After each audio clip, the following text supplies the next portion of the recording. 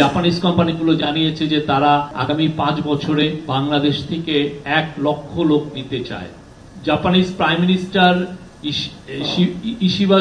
Shigeru ইশিবার সাথে খুবই সৌহার্দ্যপূর্ণ একটা মিটিং হয়েছে এবং আমরা যে ধরনের আশ্বাসগুলো চাচ্ছিলাম ওনারা প্রত্যেকটাই আমাদের সাথে বলেছেন যে এই ইন্টারিম গভর্নমেন্টের সাথে তারা থাকবেন এবং বাংলাদেশ ইন্টারিম গভর্নমেন্ট যে মিডি নিয়ে মানে Maheshkhali Matarbari integrated development initiative এটা নিয়ে যে একটা মাস্টার প্ল্যান করতে যাচ্ছেন সেখানে তারা সর্বাত্মক সহযোগিতার আশ্বাস দিয়েছেন। তো এটা আপনি জানেন এটা এই মিডি প্রজেক্টে আনুমানিক এখন পর্যন্ত প্রাক্কলন করা হয়েছে যে $29 বিলিয়ন লাগবে। তো $29 বিলিয়ন আমরা মনে করছি যে একটা বড় অংশ মানে বড় সাপোর্ট আমরা জাপান থেকে পাবো এবং জাপান বলেছে যে তারা ইন্টারিম গভর্নমেন্টের সাথে আছে এবং ইন্টারিম গভর্নমেন্ট এই ইনিশিয়েটিভ গুলোই তারা সবসময় থাকবে।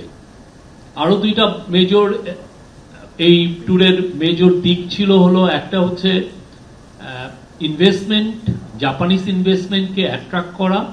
আপনারা জানেন প্রফেসর ইউনুস বারবার বলছেন যে বাংলাদেশকে একটা ম্যানুফ্যাকচারিং হাব হিসেবে ওনার স্বপ্নটা বাংলাদেশকে একটা ম্যানুফ্যাকচারিং হাব হিসেবে ট্রান্সফর্ম করা। তো এই স্বপ্নর জন্য যেটা লাগবে আমাদের প্রচুর ফরেন ডাইরেক্ট ইনভেস্টমেন্ট লাগবে। জাপানিজরা জানেন পুরো পৃথিবীতে তারা এখন ইনভেস্ট করছে। তারা আগে যেটা ছিল তারা নতুন একটা পলিসি নিয়েছে সেটা হচ্ছে চায়না প্লাস ওয়ান। আগে ওদের অনেক ইনভেস্টমেন্ট চায়নামুখী ছিল, এখন চায়নার বাইরে যেয়ে অন্যান্য দেশে তারা ইনভেস্ট করছে। তো আমাদের চিফ অ্যাডভাইজার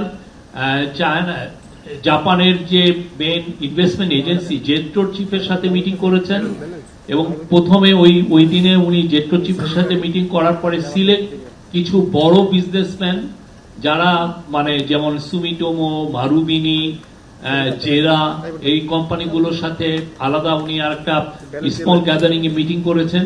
পরে একটা বড় একটা মিটিং করেছেন, সেখানে সব ইনভেস্টররাই ছিলেন, পুরো হাউসটা প্যাক ছিল।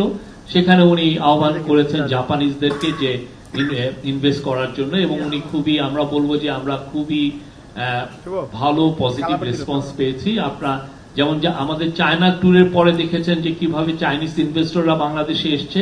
আমরা আশা করছি এই জাপান ট্যুরের পরে অনেক বড় বড় জাপানিজ ইনভেস্টর বাংলাদেশে আসবেন এবং তাদেরকে সর্বাত্মক সহযোগিতা করা হবে বাংলাদেশে ইনভেস্টমেন্ট করার জন্য।